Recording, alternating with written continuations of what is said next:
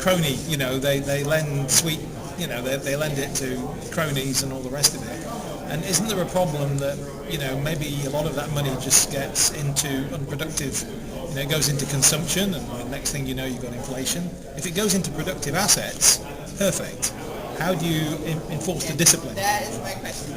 It seems to me one problem is you're going to have the yen carry trade problem, where people will borrow at zero interest and then they'll invest at 2% or 4% or whatever, and then you're going to have bubbles and bubbles and bubbles, just like we have now.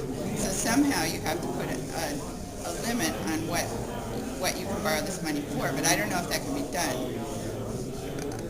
I mean, do banks ever do that, where they check to make sure that the money was really used for the thing they lent to? There are two issues, isn't there? One is the international. If the Japanese are creating interest-free money, basically, because it's 0%. And because capital crosses borders, because there are no capital,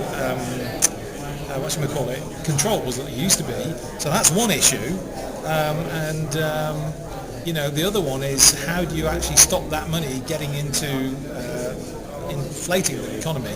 How do you make sure that money goes into productive assets? So you need to have some sort of discipline, which is like a monetary authority, or maybe a service provider formerly known as a bank, as I call it. Even if you had that, could you trace the loans and stop them from going into inflationary speculative things? I don't know if you could. Well, I think transparency is a major starting point. I mean, like having a shared repository, accessible to everybody to see where the money's going, at least put sunshine on the problem, so people can then say, hey, what's this all about?